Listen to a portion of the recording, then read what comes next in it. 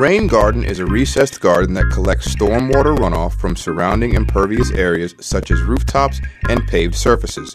This practice allows rainwater to infiltrate into the ground and to transpire through plants. Rain gardens reduce the financial and environmental costs of transporting stormwater through municipal systems. If a rain garden is proposed for an existing residential site as part of the RIVERSMART Homes program and 50 square feet of disturbance or less is proposed, then no permit is required.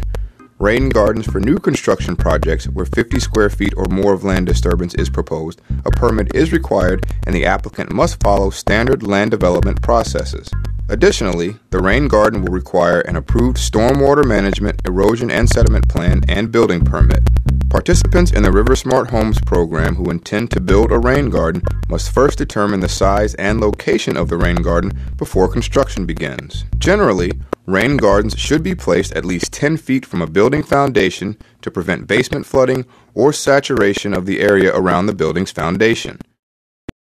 Wet areas are not suitable and do not work well since the goal of bioretention is to infiltrate water into the ground. Wet areas are an indication of saturated soils where infiltration does not readily occur. For best results, the rain garden should be built in a sunny area. Select the most level area of the yard. Contact Miss Utility at 1-800-257-7777 to ensure that excavation will not interfere with underground utility lines.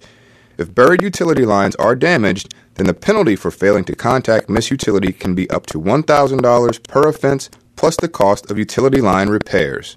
To determine the size of your rain garden, you must know the following: how much stormwater will be collected, how much surface area is needed to treat the anticipated amount of runoff, how deep and how wide does my rain garden need to be.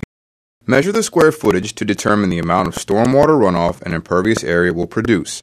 A home that is 40 feet by 30 feet has an area of 1,200 square feet. To calculate the volume of water to be stored in a rain garden, multiply the depth of the runoff by the impervious area and divide by 12.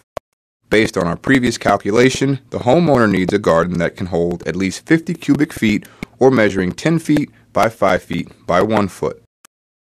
Measured from the adjacent ground level to the top of the mulch layer, rain gardens typically range in depth from 6 inches to 1 foot. A deeper garden will contain more water, but the garden slopes are at greater risk to erode and the collected water may not infiltrate into the ground during the required 72 hours following the end of the rainstorm. For those gardens requiring a surface depth recessed greater than 1 foot below ground level, special precautions are needed to prevent slope erosion and improve drainage. The garden design includes the depth of the excavation and the depth of each layer of soil or media that is replaced into the garden bed. The garden bed generally includes 2 or 3 layers. The layers consist of a ponding area that includes a 2-inch thick hardwood mulch layer at the top, 3 feet of bioretention soil mix, and washed stone aggregates. The next steps are to design how the stormwater will flow into the rain garden and then how overflow water in heavy storms will flow out of the garden to the municipal storm drain.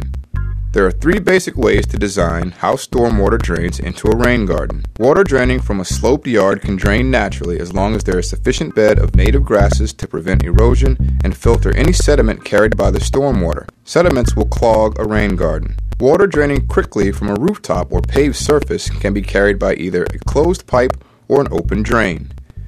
The advantage of an open drain is that if it clogs, deteriorates, or freezes, the problem will be easily observed and therefore easily repaired. An open drain can also be less expensive to install. A disadvantage is that special care must be taken to be sure that no soil or sediment enters an open drain from the surrounding landscape. The advantage of an underground pipe is that it is out of sight. Disadvantages include increased and problematic long-term maintenance concerns. Also, bacteria and larger pests may find such pipes to be a suitable habitat between rainstorms. All rain gardens need to have an overflow device. Heavy rains that exceed the capacity of the rain garden will cause flooding and erosion without a planned overflow delivery system. There are 3 basic overflow designs: an overflow bypass inlet connected to the storm drain outlet. An overflow drain sited just above the designed high water mark drains excess water down through a pipe toward a preferred release site. A spillway is the simplest system of overflow release. Special care is required to prevent erosion at the release site. An underdrain with observation wells and overflow bypass system connected to the storm sewer are required for permitted bioretention rain gardens for new construction where